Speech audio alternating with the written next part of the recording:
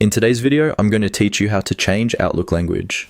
If your Outlook interface is showing up in a language you don't want, or you simply prefer using a different language for better comfort and productivity. This is a very quick setting to update. The good news is that you can do it directly from Outlook settings, and the process only takes a moment once you know where to look. To begin, open Outlook and make sure you're on the main screen where you can access your mailbox and menu options. From there, look toward the top area of the page for the gear icon.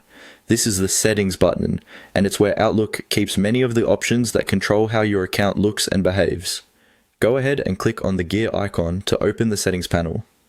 Once the Settings area appears, the next thing you need to do is find and click on General. This section contains broader account and display preferences, so it's the place where Outlook groups language-related options as well.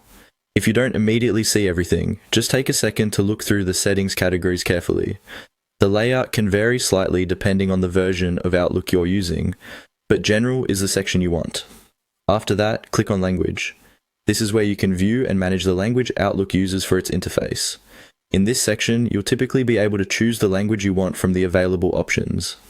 Take your time here and make sure you select the correct language, especially if you use Outlook for work or important communication, and want the menus and controls to be easy to understand.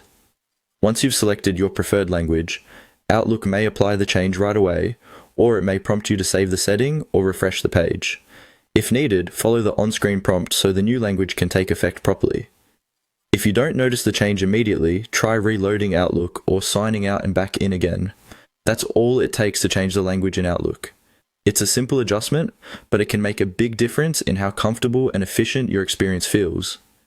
If you're helping someone else do this, remind them to move slowly through the settings so they don't accidentally change anything unrelated. Thanks for watching, and I hope this helped you update your Outlook language quickly and easily.